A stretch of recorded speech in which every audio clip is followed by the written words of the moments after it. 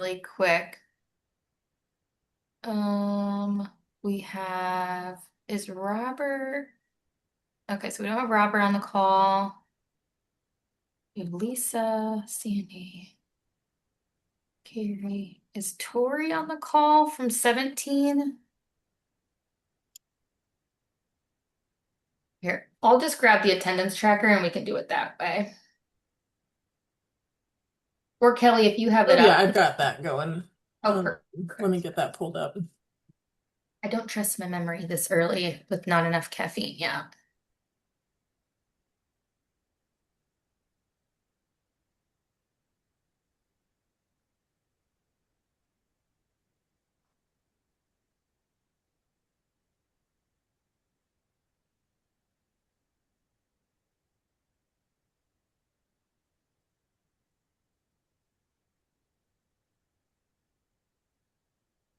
Oh yeah, Tori's here.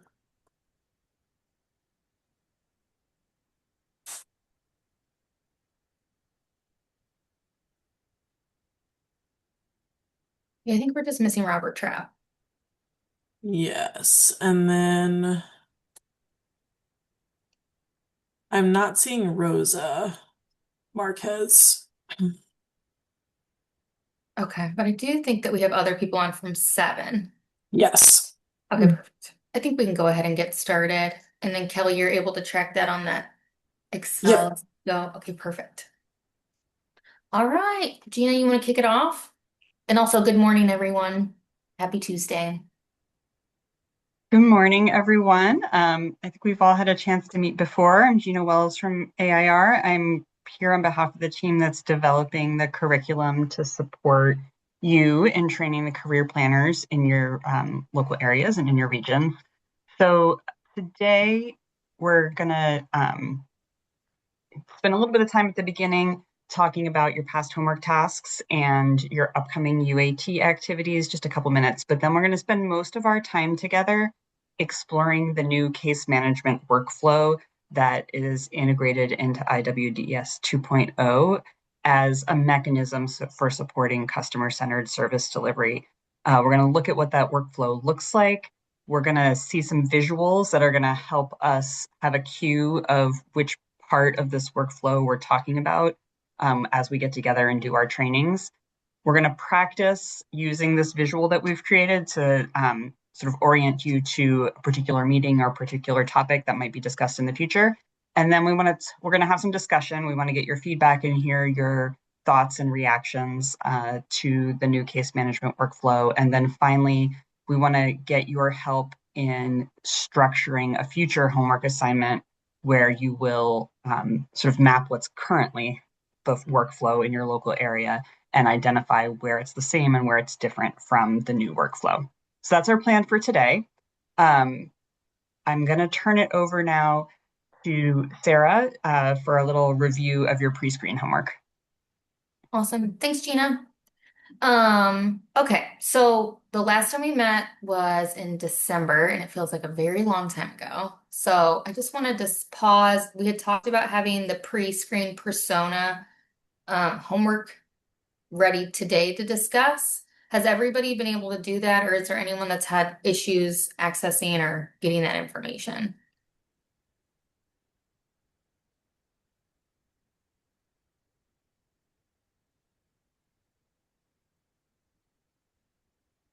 You can Well, use your little emoji hands. Okay, Robert says thumbs up. oh, that was Robert, oh, incorrect. Incorrect. I hit the wrong one. I did had a problem trying to locate it. I know I got y'all email, but it wasn't no link to say where to go to. Then it made me had to try to go back into my emails and try to find where exactly was these homework assignments was located. I mean, Sarah did send out the email, but when you look at the email, she's telling us what to do, but hey, where do I go? Especially if I were looking at it through my phone, and going through your phone trying to look for emails could be really time consuming.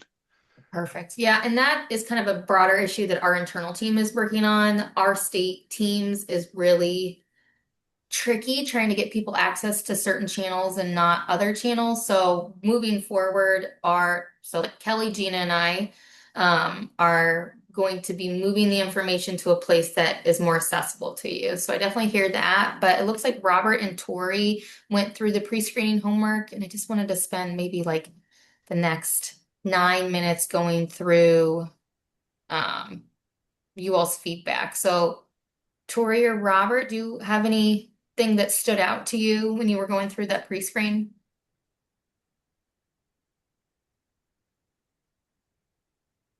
Mm, I missed the pre-screening. I'm trying to refresh my memory because it was a while back now that I did it. it. I meant the work was good. I meant to answer the questions and stuff like that. Um, what stand out? I meant the screen pit, the screen setup was good. It's just to get those. How can I put it?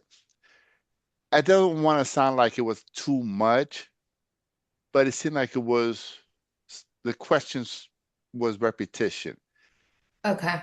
Depending where you go, it seemed like it was coming up again. And like I answered this, and then you got to think back, okay, what happened here and stuff. It, I guess I just needed a little bit more simplified. Then it was just so much, and like again, it seemed like it was repetition. Okay. And Tori, what was your experience? Um, so as I went through it, I did do it with role playing. So I had one of my resource room staff kind of play as someone that they encountered that walked in. Um, and so some of the questions as we were going through them, the person that was role playing kind of wasn't sure what was meant by it. And I think, for example, I think we mentioned this one before, the job ready credential versus like a degree. So that's where I think the repetition comes in. They felt like those two were the same. They weren't like sure what was meant by that. Uh-huh. Um, so they were just kind of they seemed a little stumped, I think. I wrote all this on a thing, most of it. And so I just kind of had to do some, clarifying there. Okay. And then on some of um the ones where it says check all, some of the questions that says check all that apply. Some of the questions didn't, or it was kind of repetition. Like Robert said, I think, for example, one of them was like the job preference, for example. Uh-huh. One of the questions, there were like three boxes. One that says, I'm looking for a job close to home or with flexible hours. So that was one selection. But then it proceeded to break down another question that says, I'm looking for a job close to home. And then I'm looking for a job with flexible hours. So it felt like Okay. those three questions were the same. Yep. So we kind of got stumped there a little bit. Okay. Um, but overall, I felt like the flow was fine. It took us about 30 minutes to do that, and I feel like most of the common things that we kind of asked in some of those pre-screenings was on there, was captured Okay. outside of the stuff that no one can plan for, or the rare things that come up and you're like, oh. So, but I feel like the most common things that come up when you're doing like initial conversations with customers or pre-screenings were captured there. So that was Okay. kind of my experience. Okay, that's awesome. And did you say you were able to access the teams and that information's in there, or did you email it to me and I have missed it, which is totally possible? Nope, I finally put in my notes yesterday, so it probably was blank Okay. up until then. Yeah, so it is Okay, in perfect. there now. It's under my under the resources. So yeah, Yep. I'm looking at it right now. see it. Okay, perfect. Awesome. Thanks, Tori. You're welcome. It looks like Robert Angle said, sent my reaction notes. I think that, okay. I'll check my email, David, to see if yours is in mine, and Kelly will do that too. But we'll make sure those get to the WorkNet team. I'll push those out. Kelly, we'll push those out again with notes to this call. Um, if you all haven't had a chance to do that. But I don't want to take up too much more time on this. Thank you to those who've done it. And then we really encourage those who haven't done it to make sure you're going through it so we're making sure that, to Tori's point and Robert's point, we're making it as smooth as possible for rollout. I think Gina, is Kelly next for referral? Yes, whatever you need to share about the referral UAT, Kelly. Oh, apologies. Okay, so we have, I know there's a couple of you that are on like the referral work group. Joel and Carrie, for example, I know you've been working, and then Christy have been working with us as we've been doing UAT for the referral system. That pilot is kicking off um, this Thursday. So does everyone have that on their calendar, or do I need to make sure everybody's added? I can like resend it to this group if need be. But what we're going to be doing during that kickoff for the pilot, it is we have a select number of organizations that are going to be looking at and like using the referral system so that we can get feedback from those that haven't been so heavily involved in the development of it. And they'll be sending real life referrals on like a small scale. Okay. So exciting thing about that is that we've tested it in like the testing mode for a while now. And the system that we started with versus what our work group kind of helped us build are very different, which is great because we were able to evolve it to fit more needs. So now we're going to put that in front of those real life partners. Um, for them to start using it to send real referrals and provide us feedback. So that pilot's going to be taking place over the course of 4 weeks. Um, we will then gather feedback from that, make any like necessary adjustments, and then we're going to be working with the state on like a phased rollout plan of the referral system. So it will be integrated in with IWDS 2.0 when that launches this summer, but we also are looking to where it can be, it's also its own standalone item as well. So those that don't necessarily have access to IWDS 2.0 would be able to send and receive referrals within that system. So it's going to be integrated, but it also can stand on its own. So the idea is that's going to be rolling out before 2.0, but be integrated in once IWDS 2.0 launches. Okay, so Um, it looks like Nicole is on, Sandy's on. Perfect. Okay, if anybody's not seeing it, definitely let me know, and I can get it over to you. But it looks like majority of you have it on there. So Awesome. Is there anyone who's not on the referral UAT? That may be an easier way to go about it, as Kelly just mentioned. that is on Thursday at 1 o'clock. So if you're not seeing it on there, let me know and we can get that over to you. Yeah, and just for the regional trainers, we understand that this isn't a part of the like career planner journey, but as I'm sure you all know, once you know a little bit of information on something, you become like the local and regional expert. So we want to make sure that you're equipped with the understanding of all the components of 2.0, and not just the career planner portion. It's just to fill that in too. Okay, Gina, I think it's back to you now. Right. So now we're going to move into the portion of our time together where we're going to do some stage setting about the new workflow for career planners in support of customer-centered service delivery. Sarah, did you want to share these opening messages, or do you want me to share these first set of slides? Oh, I can do it. That's fine. Okay, so I'm sure you all have heard this one way or another, but we're going to continue saying this at the beginning or like as we have this conversation that we're grounding this whole experience to put the customers first. And we're going to focus on authentic engagement and personal planning. So this is a statewide service standard, and the new way that Illinois will deliver workforce services going forward. It's really been built on equity and access, and again, customer-centered design around a person's goals, experiences, and needs is going to be the center of all of the development that we're doing. And I really like the quote that's on this slide, Sarah. I'm trying to you know, repeat it as my mantra here that IWDS 2.0 is the technology but the customer-centered design is a service standard so that we're moving from processing people to partnering with people. And I think as we look through this workflow for career planners, we want to think about how does this workflow really support this idea of partnering, and that relationship piece is really driving the engagement with the customer. Yep. Okay, so as Gina just said, there's going to be two major shifts as we move to 2.0. Well, I'm sure there's many shifts, but the two kind of major themes are we're moving from task-oriented things to relationships. So transactional is quick checks, a list of services and passing it on feels just like getting tasks done.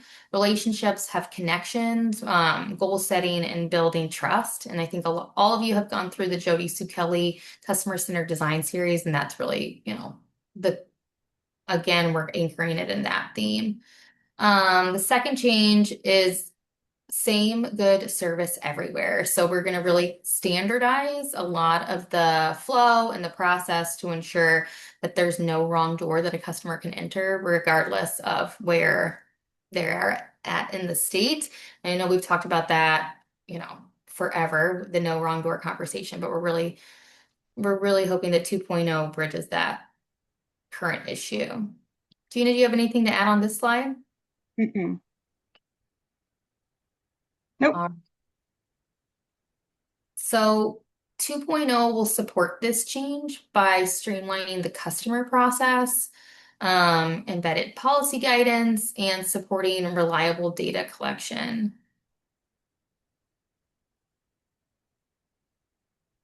And I think when you're looking at these slides, you can start thinking to yourself, like this story that Sarah's telling here across these few slides, this is a story you're going to be telling too, right? We might evolve these slides a little bit, but this is the story you're going to be telling to your career planners, setting the stage for our training so that everyone hears the message right up front that this is not just technical, how do I interact with this technology tool training, right? This is transformational, really focused on integrating policy and practice and our comfort level with IWDS 2.0 to bring about this change within the system. Can I pause, Gina, and ask the trainers how they feel about kind of if they understand these buckets of the change so far? I feel like we have so many of these meetings and it's a lot of the state talking at you all, but because you're going to be the ones who are kind of like the ambassadors of the system, I want to make sure that we're not just like, talking heads and this is more interactive, but yep. Cassie? Hello, good morning, everyone. I do have a question. So, because the team here at LWIA 7 is one of the going to be training the network, we will it be a platform? And this has probably already been discussed, but we want to make sure that when we're training people that we have, will it be like a platform for us to train them, like a system to train them in? Like a system that's not live, basically. Oh, like a test environment, kind of. Absolutely. Yes. Kelly from workNet, Kelly T, are you able to field that? Yes. I'm sorry. Can you repeat it real quick so I can get the right note down? Cassie wants So, to, well, you go for it. I don't know. yeah, sure. So basically, if we're going to be training a large network, we want to make sure that we are training them in a testing site. Oh, okay. Yes, I will confirm. Okay. Okay. All of Thank our UAT currently, I'm not sure, and I am not a tech person, Okay. but our current UAT, which you all will be a part of or may have already been a part of, is on a testing site anyway. So Okay. I think that's a good note to add, and I have a list of things to send to our developers afterwards, so I'll make sure that that question's answered. Okay. Thank you. Because that would be helpful for the network since we have a large network here. Yeah, For I think, sure. Cassie, you can be confident that when you get to the point in training where you are training your career planners, they are going to have they're going to have access to a testing system or like the training system, right? They're going to have a login. They're going to go in and they're going to use the system just as they will when it goes live. I just Um, Okay. confirmed too with our team, up until like we go live with the new system, every training and like testing will be done in like a testing environment. Yes, thank you. Yes. Thank you, That way Kelly. we're That not like muddying up, data and everything. So it would be in absolutely. an area. Yep. All Great right, question. sounds good. Thank you. Perfect. All right. okay. So I'm curious, when you hear this story, right? The story, um, this is a first iteration of the story that we're going to be telling our career planners. Lisa just told this story, these 3 slides, the story to all of the local workforce board directors yesterday. What do you think? Do you think how do you think they're going to respond to these 3 slides and the sort of framing of what's happening? I'm sorry, how staff would respond or how the boards Yeah. would? How are your WIOA Title One case managers, career planners? How will Oh, they respond to the set of ideas I that didn't we know if you just meant shared the on these staff three or the, slides? or you presented it to the board first. Oh, gotcha. Sorry. I just want to make sure I knew your question. And Rory, I'm having a little bit of trouble hearing you. I don't know if that's just on my end. No, I've been having microphone issues. I'm gonna try to fix that. Sorry. Okay. No Sorry, this is problem. Nicole, guys. Can you repeat that question again? Yeah. So this, sorry, I'm trying back to the first slide. So, these 3 slides that Sarah just talked you through, this is like a prototype of the story that Illinois is telling the system about this shift to customer-centered service delivery and the ways that IWDS as technology supports that shift to the customer-centered standard. And I'm curious how you think your colleagues in your local areas would respond to the story, the way it's being told here. Does it feel motivating? Does it feel exciting? Does it feel like it supports sort of the reason that they got into this work? Does it feel like kind of dry and governmenty? Does it feel, um, I don't know, boring, not interesting? Sort of what's your reaction to this, the way this we're telling the story here?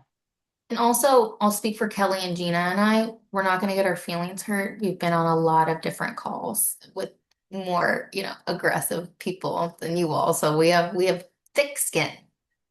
What Sandy's put in the chat, basically, it will be getting to know the participant better than just having them fill out paperwork. Is that correct?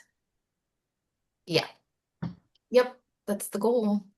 Well, I think the message is good. I mean, what we do want to do to make sure the customer feel comfortable with us, especially when you're talking to a stranger and you're giving up really personal information, that you want to feel comfortable knowing that you're sharing your information to somebody that going to help you. So the Yeah. design is there. In talking with the career advisor at my location, they're excited, but when they're used to the old system, and man, that system been around, and something copy off the old system back in the days, and this new system gonna be a little bit more robust for them. And I think it's just once they get in a habit of doing it, I think the first maybe 3 to 6 months gonna be challenging for everyone in getting this thing across. But as we continue doing it and then improving the system and improving our language, I think everything gonna come along well. Yeah.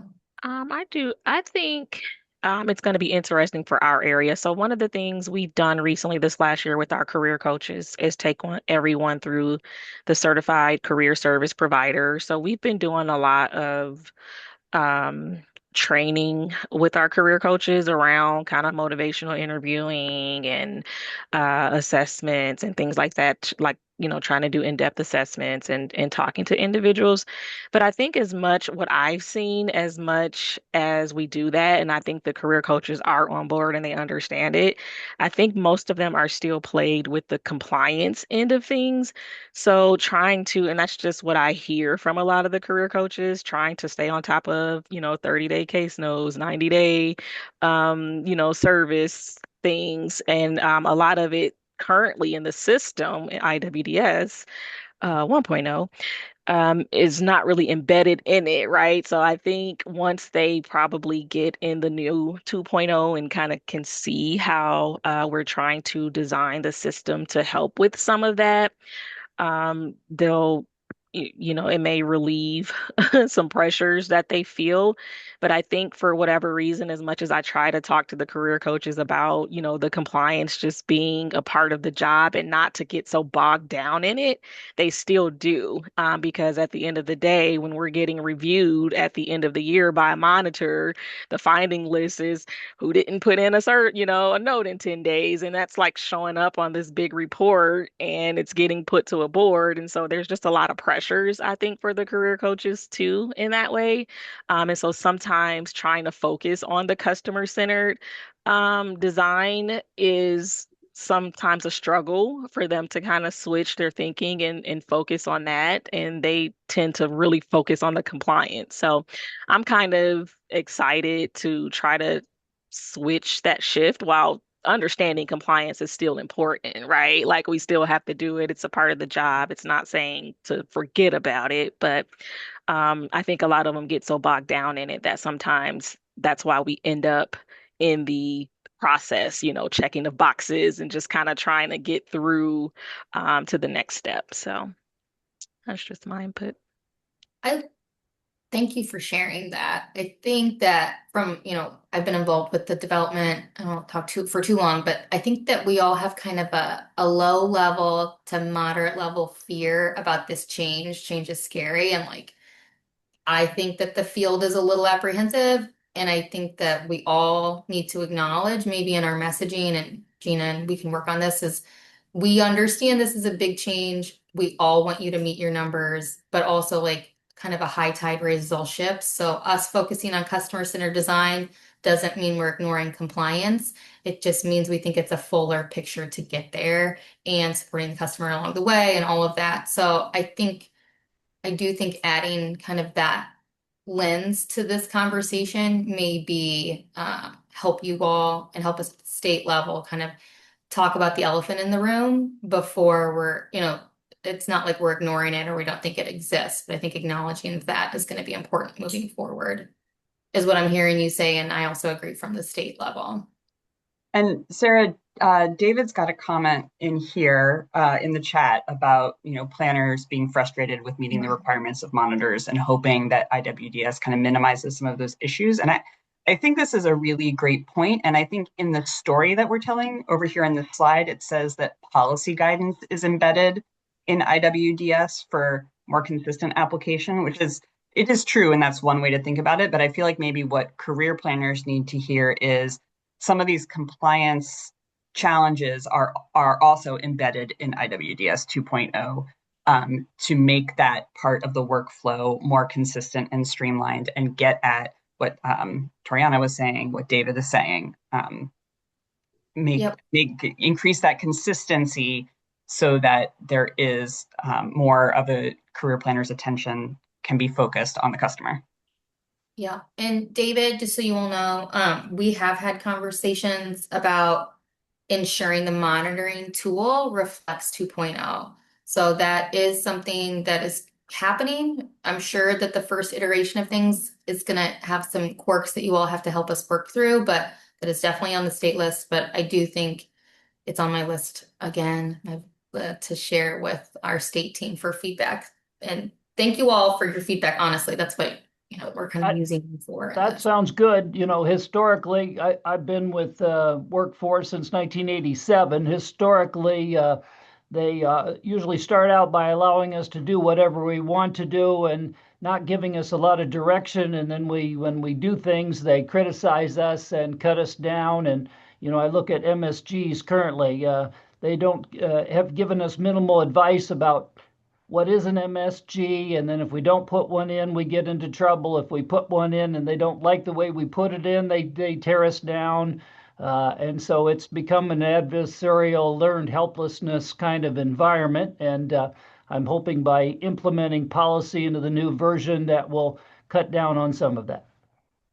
Yeah, that's a really good point. Yeah, thank you. Great. And Joel, I also hear the time commitment.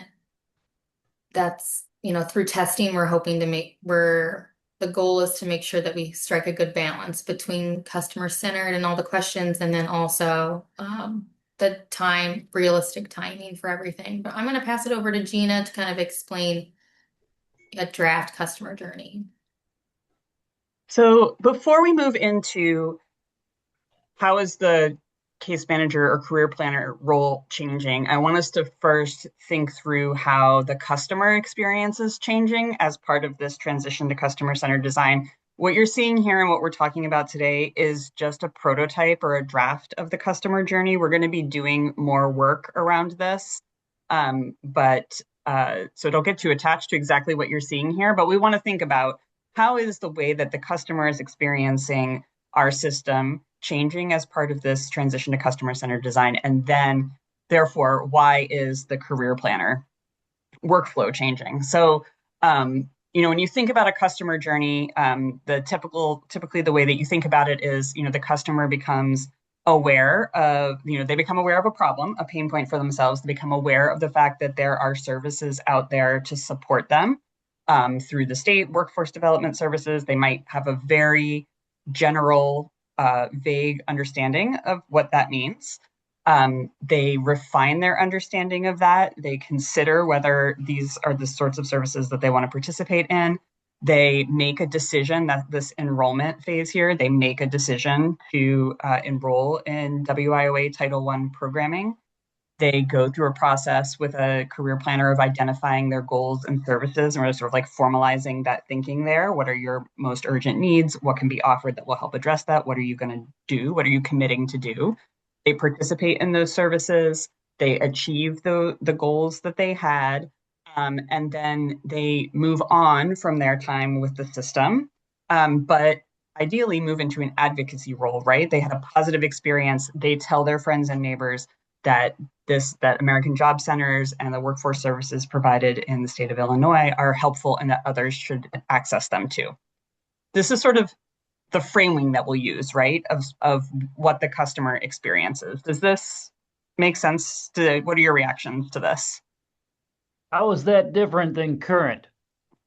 I don't think it isn't, except that we'll talk through as we're talking through these different stages. It's not different, David, right? But there's some nuances with IWDS 2.0 that change kind of the options and potential choices that customers can make, particularly here in the awareness and consideration and enrollment stages, because they have more pathways to getting through the actions they need to take in this space.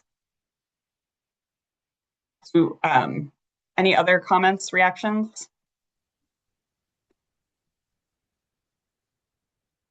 Okay, so we're going to use this as a framing. So customer-centered service delivery means customer-centered case management. Some of those customer experiences are changing, in part because of what IWDS 2.0 can do. The career planner workflow is going to change with it. And so let's look at what that means. So this is the customer-centered career planner workflow as it's supported by IWDS 2.0. I'm going to show you the big picture, and then we're going to walk through each stage. So, there are some big changes that happen here in the support intake phase because IWDS 2.0 allows the customer to do some self-service things that they can do without the support of a staff member. So we're going to call this role here support intake because the point at which someone who is engaging with the system has a touch point with a case manager could vary by customer, like quite a bit. It's going to vary by local area and AJC and by what choices the customer makes themselves about how much support they need in entering some things into IWDS 2.0. So if needed for a customer, The career planner is going to help the customer create a profile, gather their eligibility information, complete pre-screening questions in this support intake phase.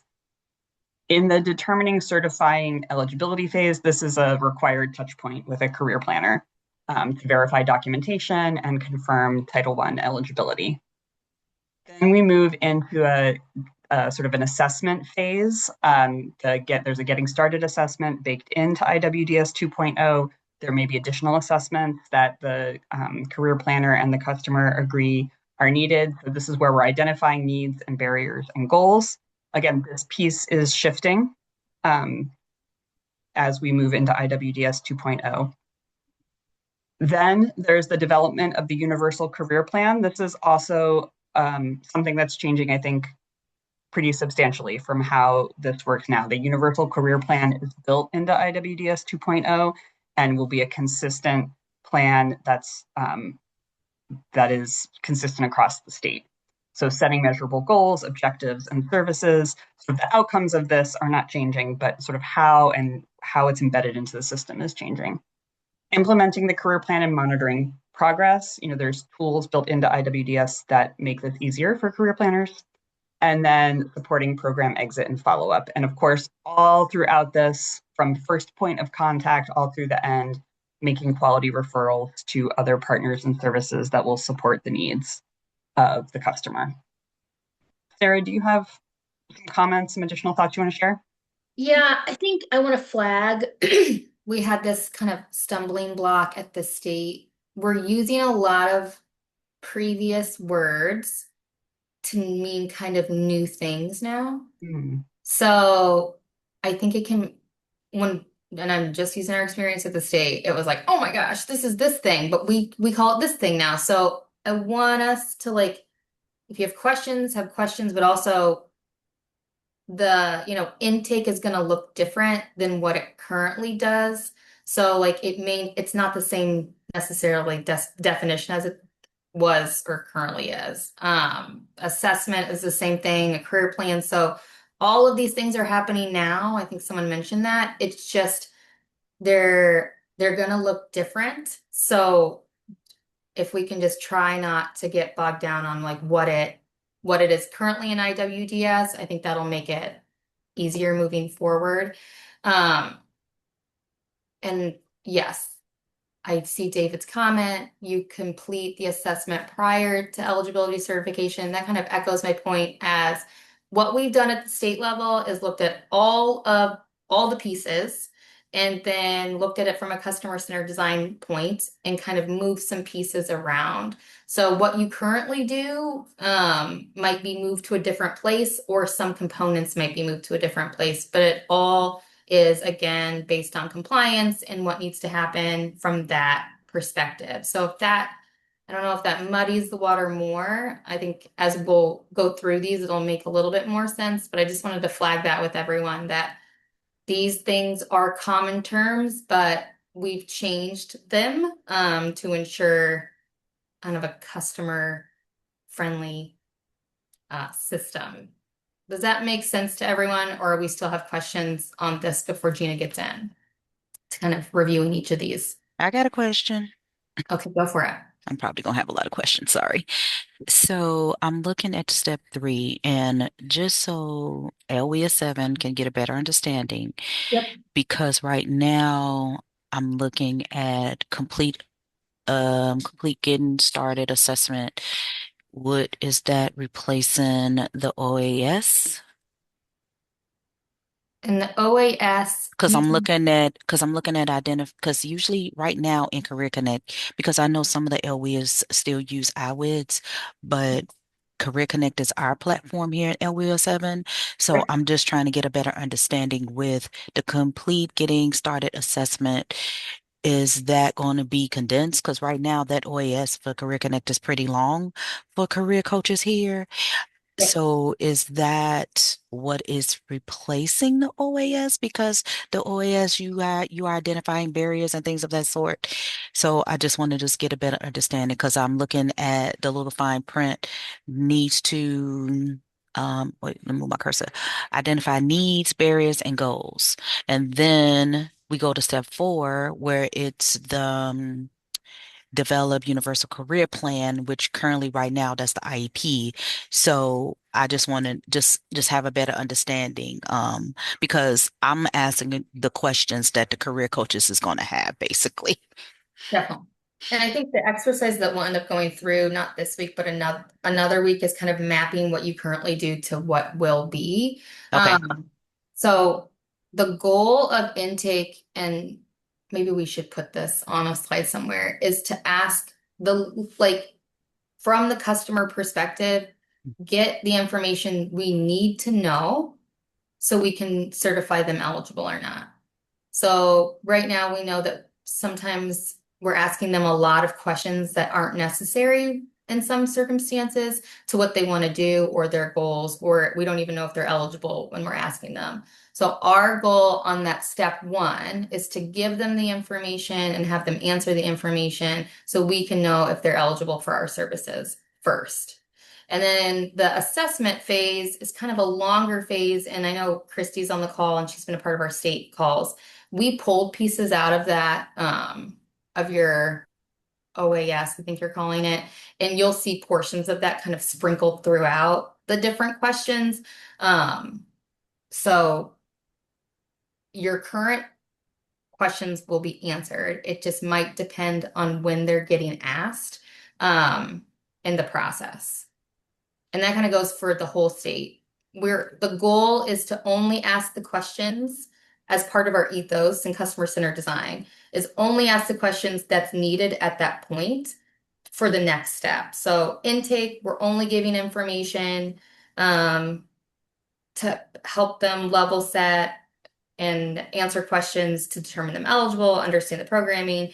The assessment's going to help develop the career plan. And if we don't have a so what to any of these questions, we kind of took it out. So we're streamlining the process. And in the process of streamlining it, we kind of moved some things around.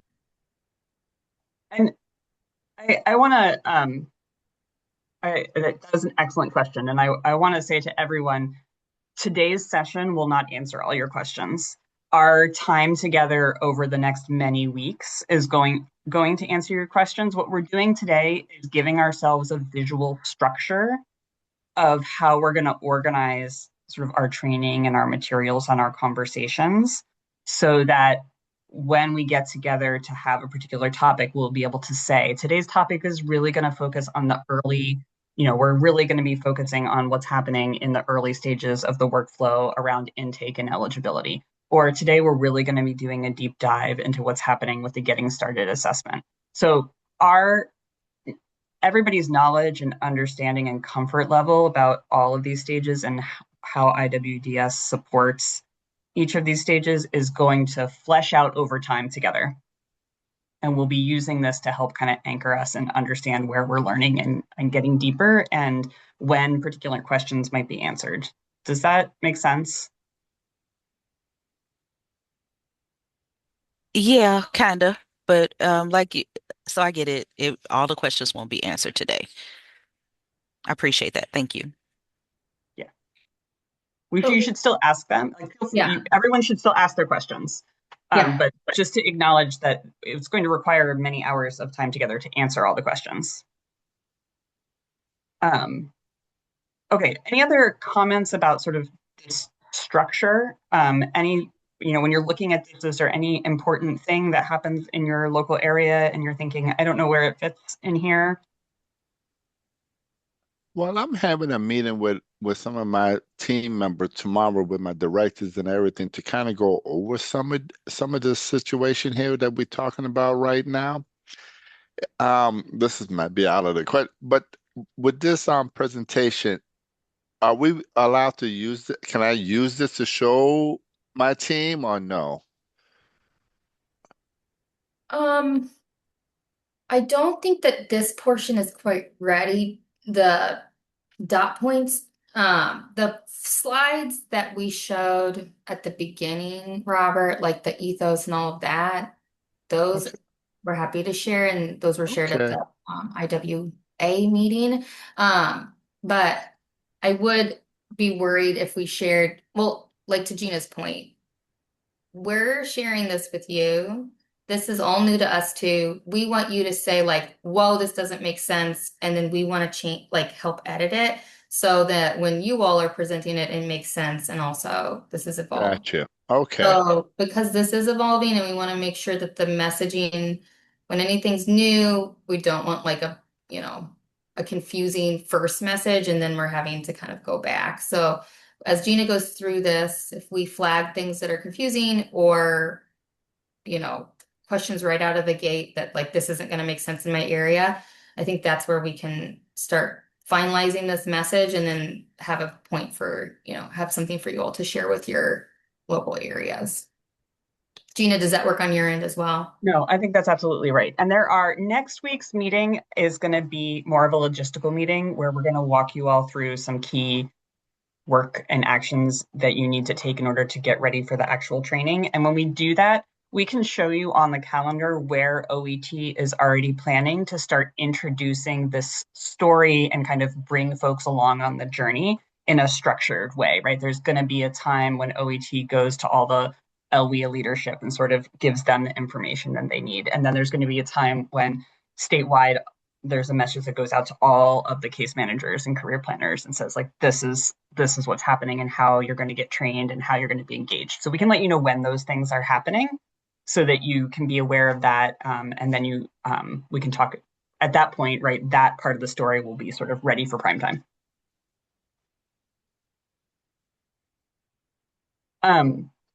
We only have a few minutes left, and I feel I had slides for each of these phases, but I think that's not as important. What I want to show you is these are the stages we're going to be using when we're talking about what a career planner does and how the system supports them in doing that. And then, sorry, I'm just going to kind of get to the next slide. And of course, there's also making quality referrals. And then here's how we're going to train career planners across this life cycle of the workflow. For every stage of the workflow, they're going to learn customer-centered purpose and policies, including changes that support the customer experience we're trying to achieve at this part of their journey as the career planner is doing these case management tasks. We're going to teach the career planners how to navigate and use IWDS so that they feel confident and ready to go in July.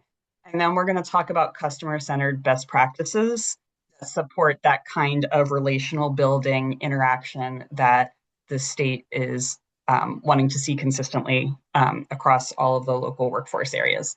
So these kind of three topics are the types of training content that career planners are going to get from you across this whole cycle of work. Here's how we're going to use this graphic to help us, right? The people who are here on this call to help us be oriented every time we get together.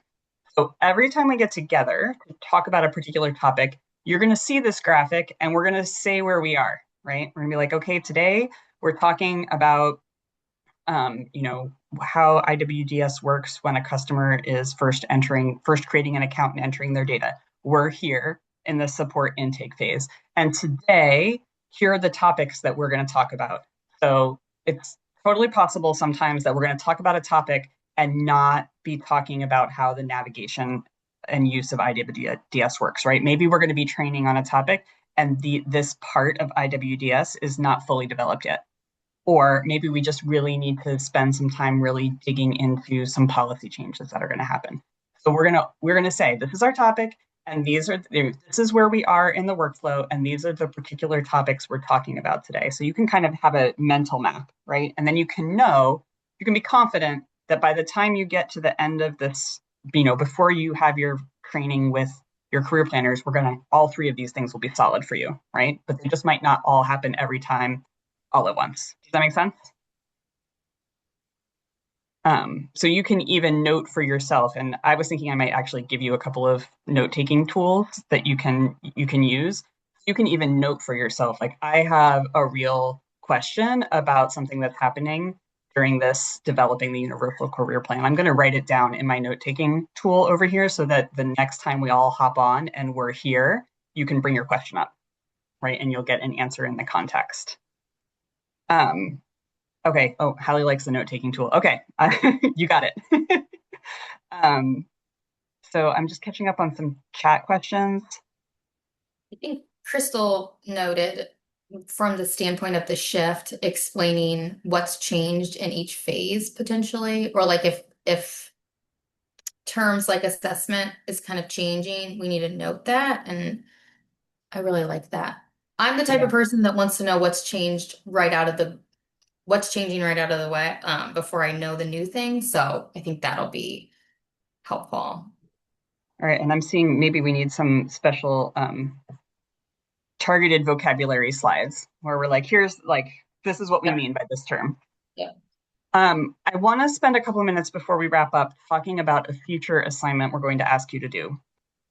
We have shown you what the new workflow is, and we know that for each local area, there are going to be some changes as we transition to this new workflow.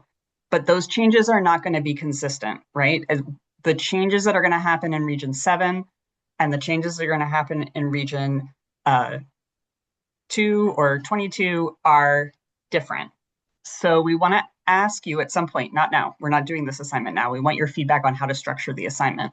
What we think you're going to need to do is go and have a conversation with a few key people in your local area and map out what your current case manager workflow is and identify where things are similar, where they're different, where you think your case managers are going to have the biggest pain points or the biggest kind of learning gap or the biggest discomfort with change as we move to this transition.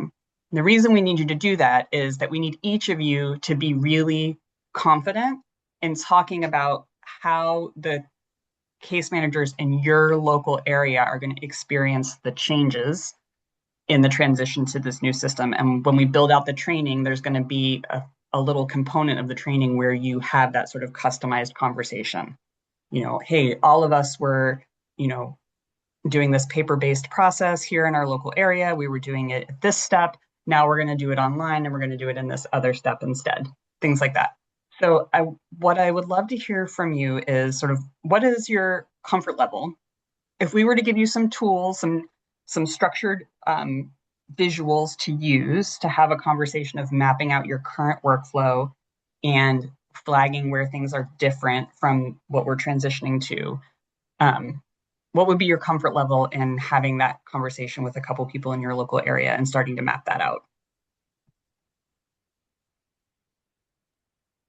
Well, I would love it for our area. I mean, it'd be great. This, like I said, we have one tomorrow to discuss this situation right here. So the more information I could provide to the management team, the better they could kind of flow it down to the case manager, the employment specialist, because besides the case manager, we also got to look at the employment side of it as well, where some people may not want training. So we got an employment side that also does some of the same work the case manager does. So that's that's probably one of the point we want to have a little meeting to start getting in flow of what's coming now. So we having our meeting tomorrow just to discuss some of the stuff you're talking about, Gina. So I think before we give you this homework assignment, Robert and anybody, we would make sure that OET is planning to have a meeting with all of the local workforce area leaders, right? The directors and other leaders to kind of give them the big picture vision of what's happening and let them know what kind of work is going to need to go on between now and July to support the transition. So we'll make sure that that sort of frame setting piece happens consistently for everyone before we ask you to go and do this assignment. Awesome. Is it Ron? Sorry, Rory? Rory.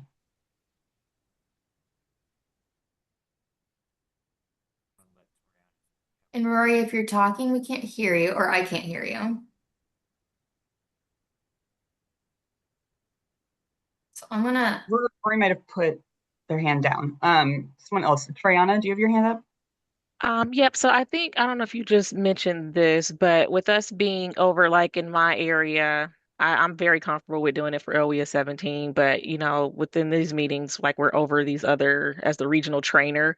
So is the expectation going to be that we also engage those other local workforce areas that we're training, or is that something that you're going to do separately when you're talking about mapping out the customer flow? We're going to work that out. We haven't worked that out yet. Sarah asked the Okay. same question. We're going to work it out. Okay. Lori, you actually were like the first person that I thought of, or I was like, there's a lot of local areas in your region. And we want to make sure, same as LWS 7, I know you all have, you know, there's going to be specific kind of challenges to each of these things, just given the uniquenesses of all your areas. So if there's an issue, or we're going to really try, hard to make sure it's not going to be too cumbersome. But I think at first, Gina, you noted that the trainers just work with their LBOs as maybe the Yes. first step. So Tori, um, David, Cassie, Robert, Joel, I'm trying to Lisa, Sandy. If I'm missing anyone, I'm sorry. I read probably too quickly. This isn't an assignment yet. This will just be, we're kind of priming the pump that this is coming. But we want to do our due diligence at OET to make sure that we're communicating it with the director level before you come, show up and are like, we're doing all this stuff. And they're like, get out of here. So all of that will be fleshed out hopefully in the coming weeks. And Rory, your hands up? Yeah, are you guys able to hear me now? Yes. We hear you. Yeah. Oh, thank you. I'm so sorry about those mic issues. I thought I had it corrected the first time. Just really quick, sorry, I know we're getting close to time. I know there's a couple other questions in the chat you guys might need to address, but no, we can certainly talk. We have a smaller staff, so we can definitely get some feedback and get sort of a process flow. But I think, and forgive me if this was asked previously, I think actually it was asked previously, but if it had been answered previously, either here or maybe with Kelly or Olivia in the Thursday group, but any kind of I think there was talk of like taking the Miro board, and obviously not nearly the scope and depth and breadth that it is now, but that concept of like kind of a flow chart, because when we get to the point, I know this is the initial part, we're just going to collect the current mapping of our process of how the flow is currently, but when we get to that point then where we want to maybe introduce staff to this is how it's going to change or be enhanced in the new system, was there going to be like kind of if possible a flow like a really basic version of flow chart of not necessarily if customer does this it'll prompt these questions, not that detailed, but just pre-screening, Yep. an intake, and then after intake begin assessment, so that they'll see what the new flow is going to be. And I know like kind of simplifying that is probably not a lot easier said than done, because there are, all the details of like, well, it may not take this many questions if they don't answer this, but just from like the what do they call it? The 30,000 feet aerial view kind of a flow chart. That would be helpful if that is something that is being maybe put together that could be sent out. So sorry, I don't know if I explained that well, but that No, was. you did a great job, Rory. And yeah, we had a conversation about that yesterday. Yes, I'm a visual person, and I think that's high on my list. Actually, I was talking to a colleague about that today about how to get it done. But yes, that is going to happen. I feel like having that high level view as you at least have these initial conversations is going to be important. That way you can answer at least some initial questions. And then to the policy question, yes, we are developing policy at the same time as the system, at the same time as the training. So everything will be ready. And then as those policies are ready and slated, as Gina noted, we will talk about the big changes that are coming to those policies on these calls. We'll invite Laura, which I'm sure most of you know, to kind of go over those. Just highlighting that we won't have the exact final wording ready by those meetings, but you'll know what changes are coming. Um, David, I think you have to work with Kelly on the raising your hand. Oh, Carrie already did it. So the reaction, if there's like on my screen, there's an audio button and then a video button on the left. And then in the middle, there's a participant, chat, react, share, meeting info, more. That react button is a little heart, and if you click on that, it has a raise hand option. I can show you if I shared my screen, but changed everything, so. Did that help, David? And then, To be honest, David, it looked like a heart where it's right yeah, next to the chat and share. Right in the middle of those, it look like a heart shape. And once you click on it, you'll see your options there, if that helped. So Hallie had a quick comment in the chat too about whether career planners are going to get some simulations that they can go through. There are going to be some scenarios that everyone will practice.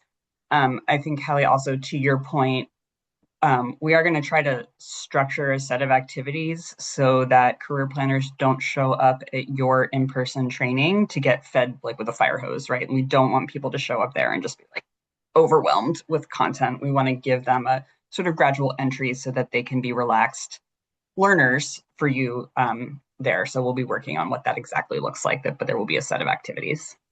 That will be in the first quarter of this year or the second quarter of this year. You're looking to start implementing that for the career advisors.